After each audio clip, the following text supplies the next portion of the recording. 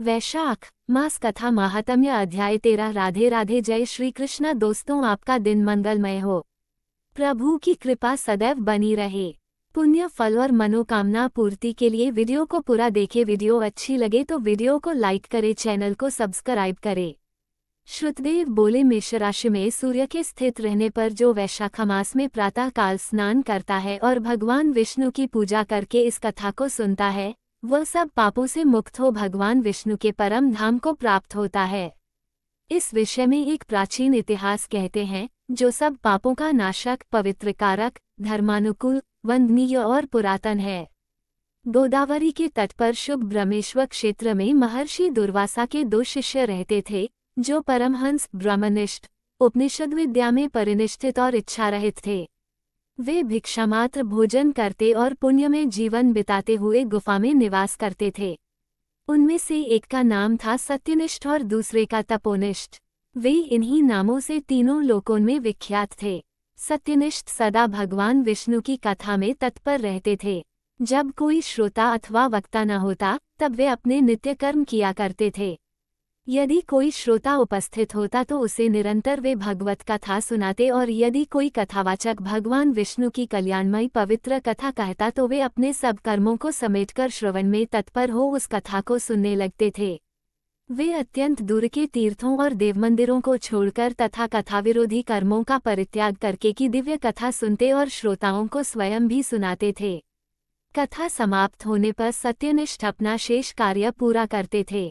कथा सुनने वाले पुरुष को जन्म मृत्युमय संसार बंधन की प्राप्ति नहीं होती। उसके अंतःकरण की शुद्धि होती है। भगवान विष्णु में जो अनुराग की कमी है वह दूर हो जाती है और उनके प्रति गाढ़ अनुराग होता है। साथ ही साधु पुरुषों के प्रति सौहार्द बढ़ता है। रजोगुणहित गुणातीत परमात्मा शीघ्र ही हृदय में स्थित हो जाते हैं। श्रवण से ज्ञान पाकर मनुष्य भगवत चिंतन में समर्थ होता है। श्रवण, ध्यान और मनन ये वेदों में अनेक प्रकार से बताया गया है। जहाँ भगवान विष्णु की कथा न होती हो और जहाँ साधु पुरुष न रहते हों, वह स्थान साक्षात गंगा तट ही क्यों न हो, निस्संदेह त्याग देने योग्य है। जिस देश में तुलसी नहीं है अथवा भगवान विष्णु का मंदिर नहीं है, ऐसा स्थान निवास करने योग्य नहीं है। ये निश्चय करके मुनिवर सत्यनिष्ठ सदा भगवान विष्णु की कथा और चिंतन में संलग्न रहते थे। दुर्वासा का दूसरा शिष्य तपोनिष्ठ दुराग्रहपूर्वक कर्म में तत्पर रहता था। वो की कथा छोड़कर अपना कर्म पूरा करने के लिए इधर उधर हट जाता था। कथा की अवहेलना से उसे बड़ा कष्ट उठाना पड़ा। अंततोगत्वा कथाप्रायण सत्यनिष्ठ ने ही उसका संकट से उद्धार किया। जहाँ लोगों के पाप का नाश करने वाली भगवान विष्णु की पवित्र कथा होती है, वहाँ सब तीर्थ और अनेक प्रकार के क्षेत्र स्थित रहते हैं। जहाँ विष्णु कथारूपी पुण्यमयी नदी बहती रहती है, उस देश में निवास करने वालों की मुक्ति उनके हाथ में ही है। पूर्व काल में पांचाल देश में पुरुएशा नामक एक राजा थे, जो पुण्यशील एवं बुद्धिमान राजा भूर्यशा के पुत्र थे। पिता के मरने पर पुरुएशा राज्य सिंहासन पर बैठे। वे धर्म की अभिलाषा रखने वाले, शूरता, उदारता आदि गुणों से संपन्न और धनुर्वेद में प्रवीण थे। उन महामती नरेश ने अपने धर्म के अनुसार पृथ्वी का पालन किया। कुछ काल के पश्चात राजा का धन नष्ट हो गया। हाथी और घोड़े बड़े बड़े रोगों से पीड़ित होकर मर गए। उनके राज्य में ऐसा भारी अकाल पड़ा, जो मनुष्यों का अत्यंत विनाश करने वाला था। पांचाल नरेश राजा पुरुएशा को निर्बल जानकर उनके शत्रुओं ने आक्रमण किया और युद्ध में उनको जीत लिया। तदनंतर पराजित हुए राजा ने अपनी पत्नी शिखिनी के साथ पर्वत की कंदरा में प्रवेश किया। साथ में दासी आदि सेवकगण भी थे। इस प्रकार छिपे रहकर राजा मन ही मन विचार करने लगे कि मेरी यह क्या अवस्था हो गई।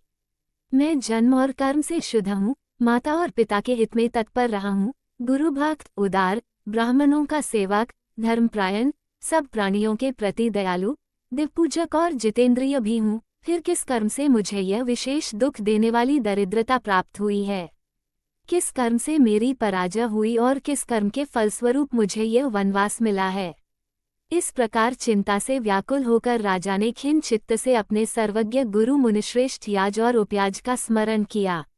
राजा के आवाहन करने पर दोनों बुद्धिमान मुनीश्वर वहां आए। उन्हें देखकर पांचाल प्रिय नरेश सहसा उठकर खड़े हो गए और बड़ी भक्ति के साथ गुरु के चरणों में मस्तक रखकर प्रणाम किया। फिर वन में पैदा होने वाली शुभ सामग्रियों के द्वारा उन्होंने उन दोनों का पूजन किया और विनीत भाव से पूछा, विप्रवरों में गुरु चरणों में भक्ति रखने वाला हूँ, मुझे किस कर्म से ये दरिद्रता, कोशानी और शत्रुओं से पराजय प्राप्त हुई है? किस कारण से मेरा वनवास हुआ और मुझे अकेले रहना पड़ा? मेरे न कोई पुत्र है, न भाई है और न हितकारी मित्र ही हैं। मेरे द्वारा सुरक्षित राज्य में ये बड़ा भारी अकाल कैसे पड़ गया? ये सब बातें विस्तारपूर्वक मुझे बताइए। राजा के इस प्रकार पूछने पर वे दोनों मुनिश्रेष्ठ कुछ देर ध्यानमग्न हो इस प्रकार बोले, राजन, तुम पहले के 10 जन्मों तक महापापी व्याध रहे हो। तुम सब लोगों के प्रति क्रूर और हिंसापरायण थे। तुमने कभी लेशमात्र भी धर्म का अनुष्ठान नहीं किया। इंद्रिय संयम तथा मनोनिग्रह का तुम में सर्वथा अभाव था। तुम्हारी जिह्वा किसी प्रकार भगवान विष्णु के नाम नहीं लेती थी। तुम्हारा चित्त गोविंद के चारों चरणारविंदों का चिंतन नहीं करता था और तुमने कभी मस्तक नवाकर परमात्मा को प्रणाम नहीं किया। इस प्रकार दुरात्मा व्याध का जीवन व्यतीत करते हुए तुम्हारे 9 जन्म पूरे हो गए। 10वां जन्म प्राप्त होने पर तुम सह्य पर्वत पर पुनः व्याध हुए।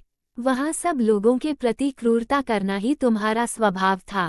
तुम मनुष्यों के लिए यम के समान थे, दयाहीन, शस्त्रजीवी और हिंसापरायण थे। अपनी स्त्री के साथ रहते हुए राह चलने वाले पथिकों को तुम बड़ा कष्ट दिया करते थे, बड़े भारी शठ थे। इस प्रकार अपने हित को न जानते हुए तुमने बहुत वर्ष व्यतीत किए। जिनके छोटे बच्चे हैं, ऐसे मृगों और पक्षियों के वध करने के कारण तुम दयाहीन दुर्बुद्धि को इस जन्म में कोई पुत्र नहीं प्राप्त हुआ। तुमने सबके साथ विश्वासघात किया, इसलिए तुम्हारे कोई सहोदर भाई नहीं हुआ। मार्ग में सबको पीड़ा देते रहे, इसलिए इस जन्म में तुम मित्ररहित हो। साधु पुरुषों के तिरस्कार से शत्रुओं द्वारा तुम्हारी पराजय हुई है। कभी दान न देने के दोष से तुम्हारे घर में दरिद्रता प्राप्त हुई है। तुमने दूसरों को सदा उद्वेग में डाला, इसलिए तुम्हें दुसह वनवास मिला। सबके अप्रिय होने के कारण तुम्हें असहाय दुख मिला है। तुम्हारे क्रूर कर्मों के फल से ही इस जन्म में मिला हुआ राज्य भी छिन गया है। वैशाख मास की गर्मी में तुमने स्वार्थवश एक दिन एक ऋषि को दूर से तालाब बता दिया था और हवा के लिए पलाश का एक सूखा पत्ता दे दिया था।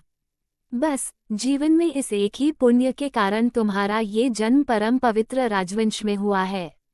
अब यदि तुम सुख, राज्य, धन धान्यादि संपत्ति, स्वर्ग और मोक्ष चाहते हो अथवा सायुज्य एवं श्रीहरि के पद की अभिलाषा रखते हो तो वैशाख मास के धर्मों का पालन करो।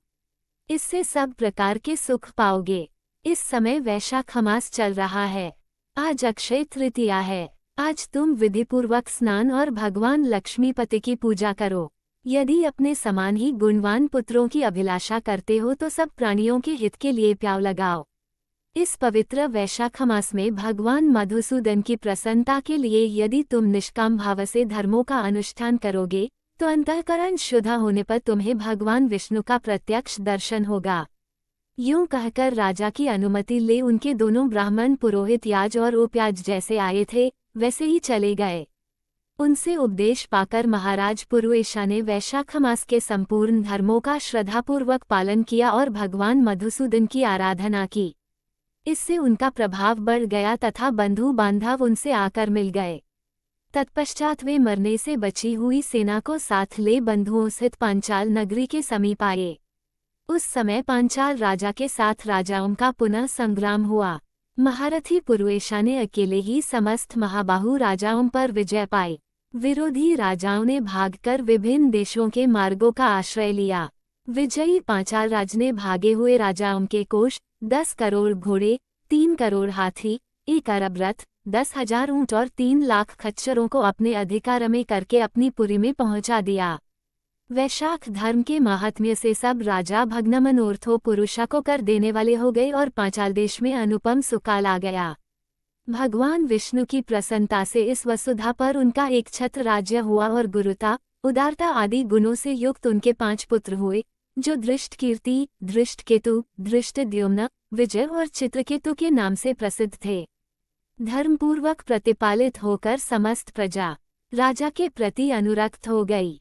इससे उसी क्षण उन्हें वैशाख मास के प्रभाव का निश्चय हो गया। तब से पांचाल राज भगवान विष्णु की प्रसन्नता के लिए वैशाख मास के धर्मों का निष्काम भाव से बराबर पालन करने लगे।